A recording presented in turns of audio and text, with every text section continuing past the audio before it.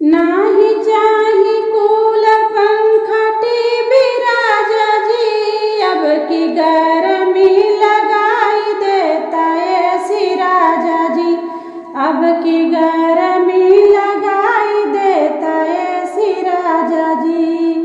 माझा कोको कोला और पेप्सी मंगाई दा, माझा कोको कोला और पेप्सी मंगाई दा, और मंगाई देता लस्सी राजा जी, अब की गर्मी लगाई देता एसी राजा जी, अब की गर्मी लगाई देता एसी राजा जी।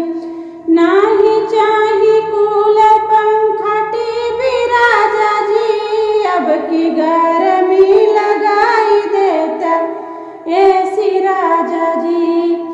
कही के ननदिया से खाना बनवाई दा, कही के ननदिया से खाना बनवाई दा, हमसे न बनी है अब रोटी राजा जी, अब की गर्मी लगाई देता एसी राजा जी, अब की गर्मी लगाई देता एसी राजा जी।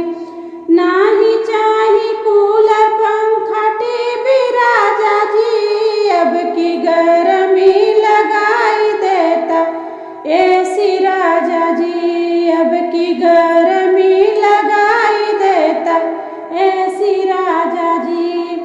सासू जेठानिया से बर्तन मजवाई दा, सासू जेठानिया से बर्तन मजवाई दा, हम हूँ बघर बाप से राजा जी, अब की गर्मी लगाई देता एसी राजा जी, अब की गर्मी